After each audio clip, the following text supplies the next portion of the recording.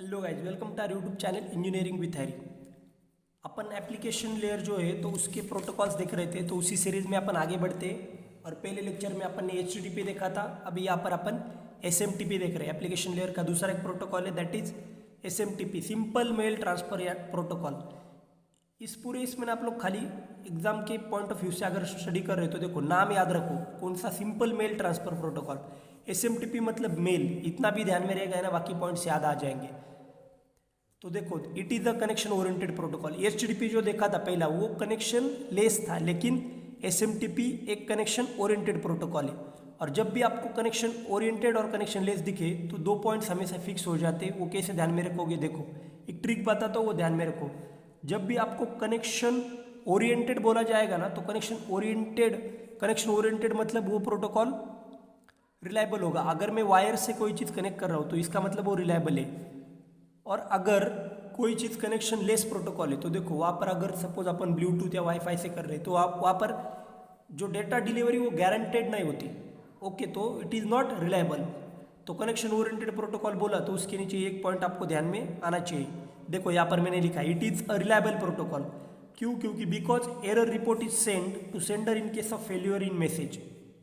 तो क्यों? देखो, सबसे पहली बात क्या है कि अगर सपोज क्लाइंट ने कोई सर्वर, SMTP भी क्लाइंट सर्वर मॉडल यूज कर रहा है। अगर वो क्लाइंट सर्वर मॉडल यूज कर रहा है, चलो दिस इज सपोज ये मेरा एक क्लाइंट है, इस एक क्लाइंट ने कोई रिक्वेस्ट भेजी है। क्लाइंट अगर रिक्वेस्ट भेज रहा है या फिर चलो सपोज उसने एक मैसेज भेजा है, अपन ऐसा अज्यूम करते एक मैसेज भेजा, ये मैसेज गया मेरे वेब सर्वर को।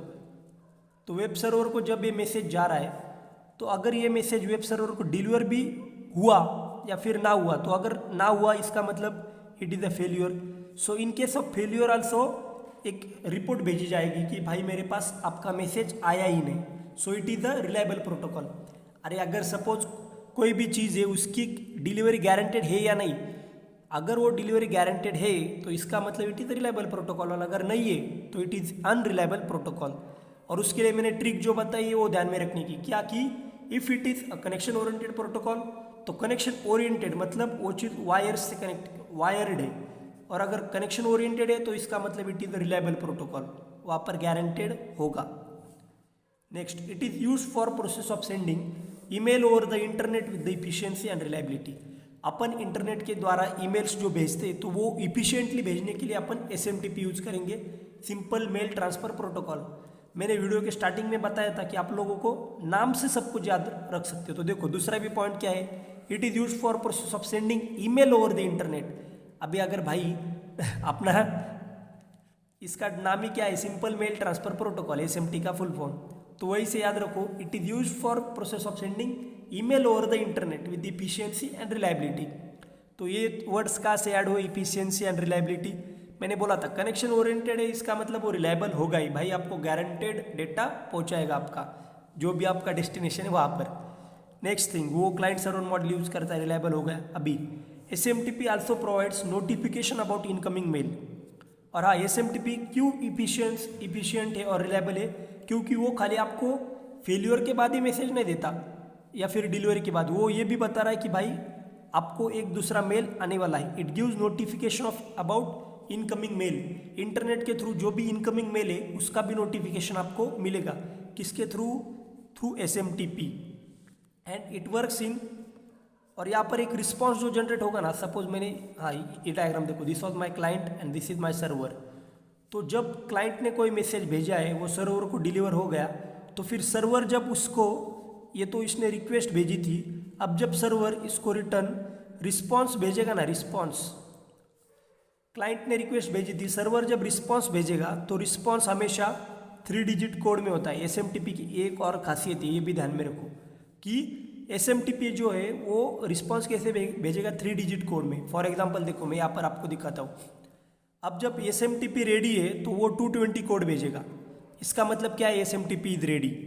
अगर 250 कोड भेज रहा है, अगर server, if server is sending 250 code, अगर सर्वर 250 भेज रहा है क्लाइंट को, 3 डिजिट कोड 250 अगर SMTP सर्वर ने क्लाइंट को भेजा, इसका मतलब यूर मैसेज वॉज डिलीवर्ड। तो सर्वर क्या बता रहा है क्लाइंट को कि भाई आपने जो मैसेज मुझे भेजा था वो मुझे रिसीव हो चुका है।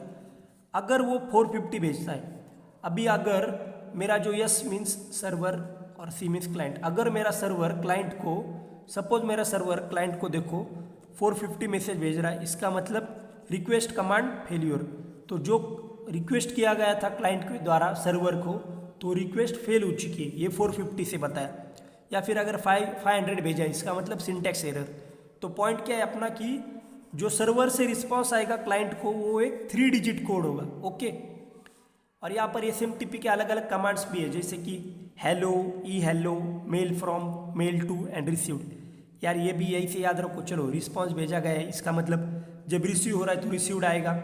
फिर जब मुझे कनेक्शन स्टार्ट करना है, अपन नॉर्मली क्या करते हैं, हाय हेलो भेजते हो ना आप लोग, व्हाट्सअप इंस्टा कहीं पे भी चैटिंग करो, कुछ भी करो, नॉर्मली कन्वर्सेशन कैसे स्टार्ट होगा, हेलो से। लेकिन ई हेलो क्यों, अपन ईमेल द्वारा भेज रहे हैं ना, तो ई ऐसे आप लोग, मतलब ये खाली हिंट है, ऐसे याद रखो, ई हेलो ईमेल के लिए। So hello, E hello, mail from, अभी मैं मेल भेज रहा हूँ अगर इंटरनेट पे, तो ये भी चाहिए ना कि मेल भेज कौन रहा है और ले कौन रहा है। So mail from and mail to, तो ये भी पॉइंट्स है।